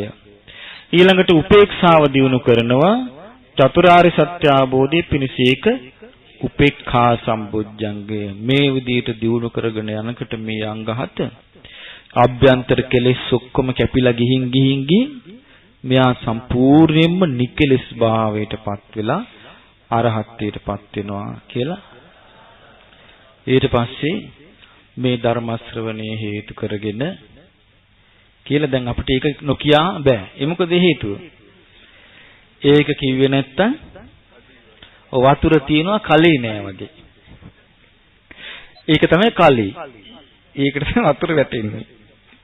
දැන් මේක කිව්වා නැගෙනහිරට හරි දැන් යන්නේ කිව්වා. ඊට පස්සේ වැඳලා ගිහිල්ලා බුදුරජාණන් වහන්සේට වන්දනා කරාම බුදුරජාණන් වහන්සේ හරි හොඳ යන්න කිව්වා දැන්. ඊට පස්සේ බුදුරජාණන් වහන්සේ භික්ෂුන් වහන්සේලාට කියනවා පින්වත් මහණෙනි පොයේ දවසේ හඳ පෑවුවා වගේ කියනවා. පොයේ දවසට හඳ පෑවුවට පස්සේ හඳ දිහා බලද්දී පොයේ දවසට කලින් දවසද අද කියලා හිතෙනවද? අද මේ පුන්සඳ කියලා හිතෙනවා. අන්න පොයේ දාට පෑයු පුන්සඳ වගේ කියනවා අද. අද මේ භික්ෂුණීන් වහන්සේලා බොහොම සන්තෝෂයටපත් වුණා. ඒ භික්ෂුණීන්ගේ අදහස සම්පූර්ණ වුණා.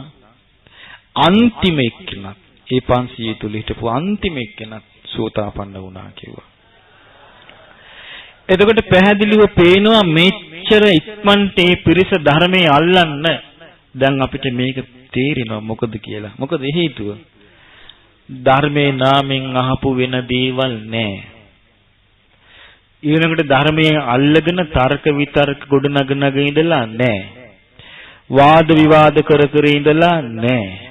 මත කිය ඉඳලා නැහැ. මොකද කළා තියෙන්නේ?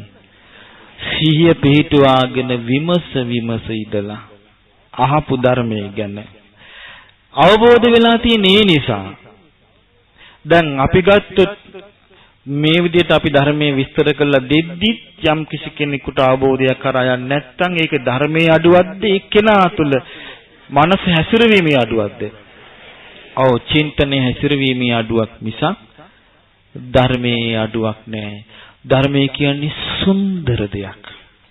ධර්මයේ තරම් සුන්දර දෙයක් අපට නෑ. බුදුරජාණන් වහන්සේගේ ධර්මයේ සෑම වචනයක් තුළම ජීවිතය අවබෝධ කිරීමේ හැකියාව තියෙනවා.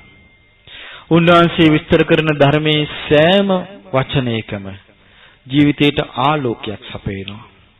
ඒ ධර්මයේ තමයි අපි අඳුරෙන් එළියට ගන්නෙ. පුද්ගලයෙකුට මේක කරන්න බෑ. මේක කරන්න පුළුවන් කාටද? ධර්මයට.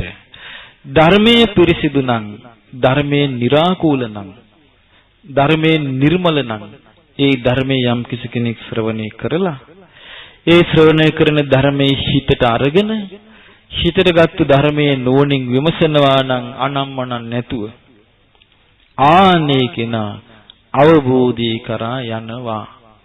එතකොට එහෙමනම් ඒක කාටවත් වළක්වන්න පුළුවන් එකක් නෙවෙයි අවබෝධය කරා යන එක. මේ ජීවිතයේදී මේ ධර්මයේ නියම විදිහට අල්ලගත්තොත් අවබෝධ කරගන්න පුළුවන්. හැබැයි බාධාව තියෙන්නේ පිටස්තර නෙවෙයි. පිටස්තර බාධාවක් තියෙනවා. ඒ බාධාව තියෙන්නේ කොහොමද? සද්ධර්මයේ නාමෙන් අධර්මයේ ඇහුවොත් පිටස්තර බාධාවක්. කල්යාණ මිත්‍රයාගේ නාමෙන් පාප මිත්‍රයෙක් පෙරී හිටියොත් පිටස්තර බාධාවක්. යහමගේ අවන නාමෙන් නොමග යවුවොත් පිටස්තර බාධාවක්. අන්න මාර්ගයේ නාමෙන් අමාර්ගයේ කිව්වොත් පිටස්තර බාධාවක්. නමුත් එහෙම නැතුව පැහැදිලිවම බුදුරජාණන් වහන්සේගේ ධර්මයේ පෙනෙද්දී, පැහැදිලිවම බුදුරජාණන් වහන්සේගේ ධර්මයේ ඇහිද්දී, පැහැදිලි සාක්ෂි තියෙද්දී පිටස්තර බාධාව නැහැ. ශ්‍රී සද්ධර්මයේ ශ්‍රවණය කරනවා. දැන් එහෙනම් තියෙන්නේ බාධාව කොහෙද? ආභ්‍යන්තරික බාධාවක් තියෙන්නේ. ඒ තමයි මේක සැක නැතුව හිතට පිහිටුවාගෙන මේ ධර්මය යන්න ඕනේ. මට මතකයි ඒක රහතන් වහන්සේ නමක් කියනවා. ඒයමානියන්දුට රහතන් වහන්සේලා පොතේ තීර ගාථාවල උන්වහන්සේ කියනවා මම ගයාවට ගියේ නැකත් කෙලියක් බලන්ටයි. මං නැකත් කෙලියක් බලන්ට ගියාට මගේ වාසනාව ඒක. මං නියම තැනට ගියා. එදා සෙනඟ පිරීලා හිටියා. මම කිට්ටු වෙලා බැලුවා කවුද මොකද්ද කියලා. බලනකොට බුදුරජාණන් වහන්සේ දහම් දේශනා බලන්නේ නැකත් කෙලියේ තියෙන තැනට බුදුරජාණන් වහන්සේ වැඩලා. උන්වහන්සේ දන්න මිනිස්සු සාමාන්‍ය මිනිස්සු දන්නේ නැහැ ජීවිතය ගැන. ඒ මිනිස්සුන්ට මොකක් හරි අස පිනවන්න තියෙනවා නම් එතනට දුවනවා. කන පිනවන්න තියෙනවා නම් එතනට දුවන. ඒක තමයි මිනිස්යාගේ ස්වභාවය. මේක දැක්ක බුදුරජාණන් වහන්සේ කොහේ හරි තියෙනවා නම් යමක් දාලා ඒකට ඒ ගිජු මාළුවා දුවනවා යම ගිලින්න. ඒක හැටියක්. ඉතින් ඊළඟට ඒ වගේ නමුත් බුදුරජාණන් වහන්සේ මිනිස්සුන්ට මේ මිනිස් වර්ගයාට හරීම ආදරෙයි. කරුණාවන්තයි, සෙනෙහවන්තයි. උන්වහන්සේ පිටෙන්ට ගියේ නැකත් බලන්න නෙවෙයි. මොකේදද? උන්වහන්සේ වැඩ ඉඳලා ජීවිතය ගැන කියන්න ගත්ත. නැකත් බලන්න නැකත් කෙලියට ගිය මිනිස්සු මොකද වුනේ? බුදුරජාණන් වහන්සේ වටේ වාඩි වෙලා අහගෙන හිටියා. ඉතින් මේ ස්වාමීන් වහන්සේ කියනවා මේ රහතන් වහන්සේ කියනවා මට බුදුරජාණන් වහන්සේගේ ධර්මයේ ඇහෙද්දී අල්ප මාත්‍ර සැකයක් ඇති වුණේ. අන්න බලන්න ශ්‍රාවකත්වයේ පිහිටපු ලස්සන. බුදුරජාණන් වහන්සේගේ ධර්මය අහද්දී අල්ප මාත්‍ර සැකයක් ඇති වුණේ මේකමයි ඇත්ත. මේකමයි ඇත්ත කියලා මට හිතුණා. මං ඒ නිසා මම ශ්‍රාවකෙක් වුණා ධර්මය අවබෝධ කළා කියලා කිව්වා. එවනම් අපිට බුදුරජාණන් වහන්සේගේ ධර්මය අහද්දී ඒ විදිහට අපේ හිත හැදෙන්නේ නැත්තම් අපිට ලොකු පාඩුවක් සිද්ධ වෙනවා. විශාල හානියක් සිද්ධ වෙනවා. ලාභයක් නම් සිද්ධ වෙන්නේ නැහැ. එහෙනම් බුදුරජාණන් වහන්සේගේ ධර්මය ඇහෙනකොට අපේ හිතට ප්‍රීතිය සතුටක් ඇති වෙන්න ඕනේ. ඇත්තමයි මේක. මේක තමයි ඇත්ත ධර්මය කියලා. අන්න එතකොට තමයි යාගේ ජීවිතේ ශ්‍රද්ධාව පිහිටන්න ගන්නේ. ශ්‍රද්ධාව පිහිටලා ස්ථාවර වෙන්න පටන් ගන්නෙ. ඒ නිසා ඔබට මේ උතුම් ශ්‍රී සද්ධර්මයේ උපකාරයෙන් මේ ජීවිතේදීම චතුරාර්ය සත්‍ය ධර්මය අවබෝධ වේවා. සාදු සාදු සාදු.